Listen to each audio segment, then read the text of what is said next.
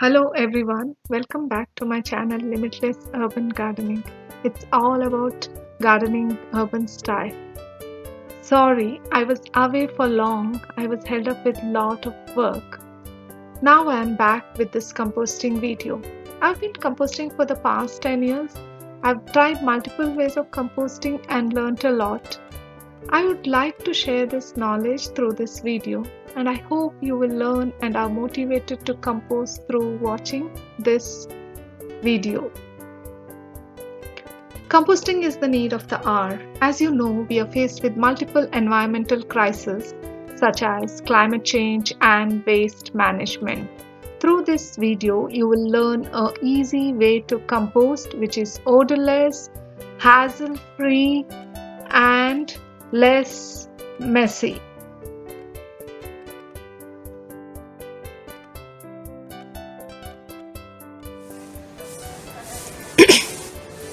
I'm going to show you how to start your bokoshi composting. You have this empty bin. You can make your own bin. You just need the same size of containers, 2 containers, and then you make these holes here. I purchased this mainly for this tap here for the liquid. Basically you can use it as the liquid fertilizer, the liquid which comes out of this. So this is empty now, and I have my bokoshi powder. I was only composting in an aerobic way, but then I decided to try this bokoshi. For the main reason is it's convenient. You can place it in your kitchen counter, and it's easy to dispose of your kitchen waste, and it occupies very little space. And also one more advantage is you have the liquid fertilizer. Now you sprinkle this bokoshi powder, which aids in, it's basically a microorganism which aids in anaerobic composting. And one more reason why I didn't start with the bokashi composting or anaerobic composting, mainly because I thought it releases methane gas. But I attended a lecture by an expert, and he told me that it doesn't release methane gas. I'm not sure of that. You might have to find out yourself, do some research and find out. So this is my today's kitchen waste. I have eaten a lot of papayas. So you can see this papaya scraps, and mainly what I do is I cut it into small pieces like this. One thing, it's faster, and it's recommended that you cut the vegetable waste into smaller pieces, and then you pour this like this, dump your day's kitchen waste which you have collected, and sprinkle sufficient amount of bokoshi powder on top of it. Sprinkle it.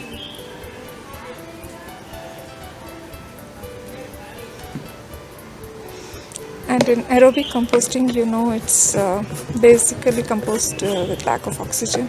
So you have to ensure that you press it and make sure there's no air. So I have this. Just make sure you press it and close the lid tightly so there's no air inside, because if the air goes, it could spoil. You know, you would have white kind of a mold forming. So ensure this, and don't open it multiple times. Once a day, that would be good enough.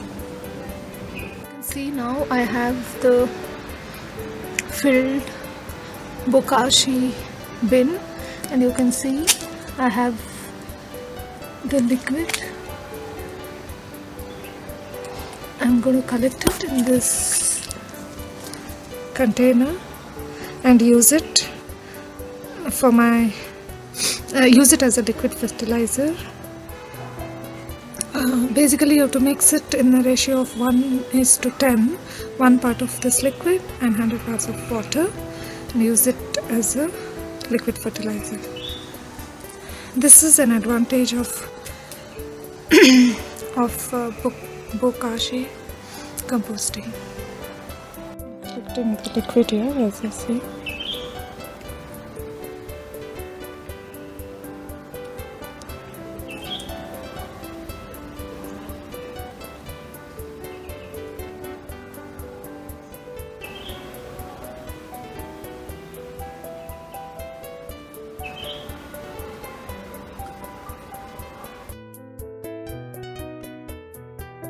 You can see my filled bokashi compost bin, which I've left it for 15 days, and now I want to try a different method in terms of aerobic composting. I have this empty clay pot where I'm planning to grow some veggies later. I'm going to try to do my aerobic composting in this clay pot, and this would really help people who don't have enough space for their aerobic composting. And the clay pot is the best because there will be enough aeration and it will be stink free, not have bad odors.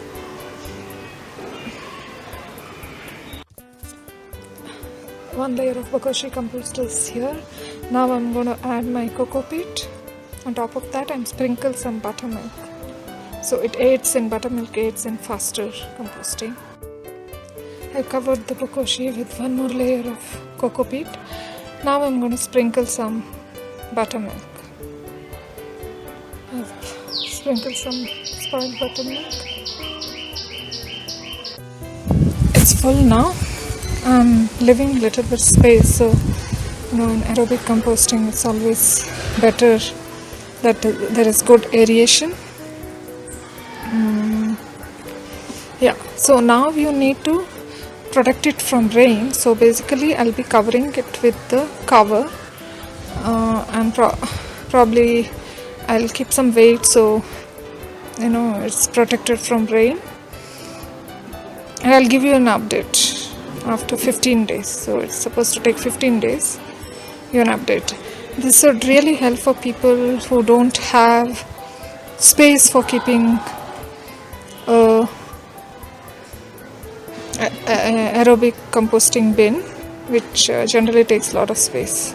So if you have a pot of this size and another pot of this size, I think you should be good to go for a cycle of bokashi composting.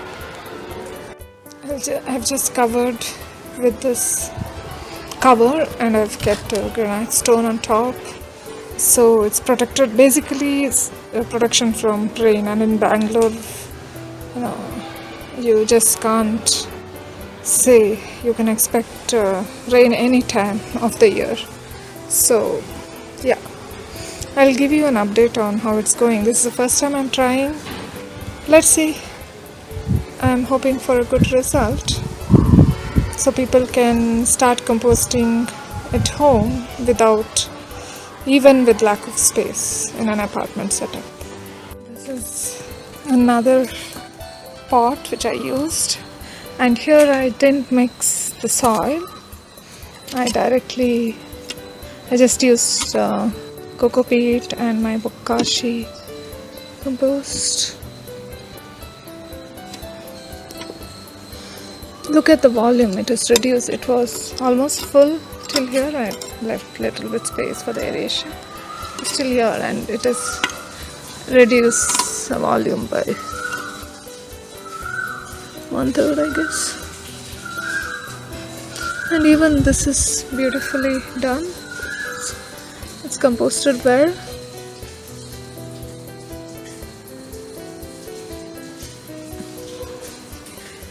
I generally sieve it. Might be because it doesn't have soil. I'm gonna sieve this so I can separate this, which takes longer to compost, and have it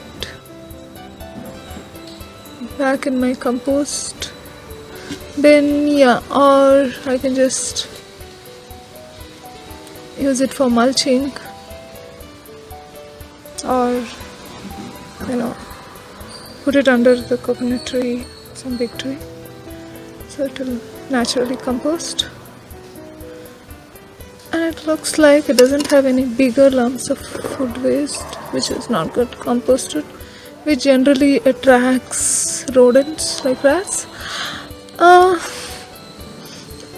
It doesn't have, so I'm not going to sieve this time and directly use this. Generally I sieve it, so even after sieving I keep it openly back here in the backyard and the rats don't come.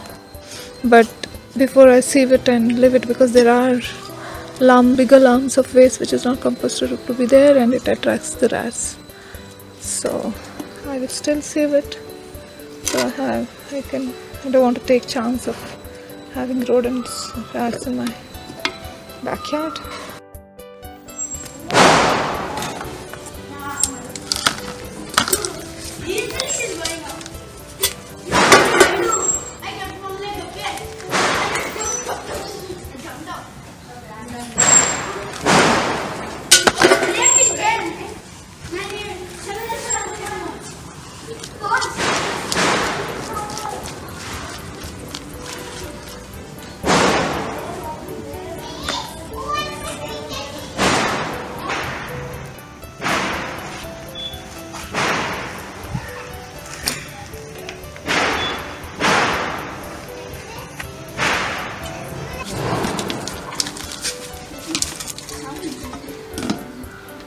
Sieving.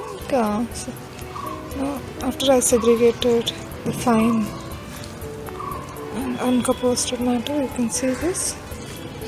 I'm going to. You can put it back in your compost bin, or just put it under a big tree. They'll naturally compost with the dry leaves.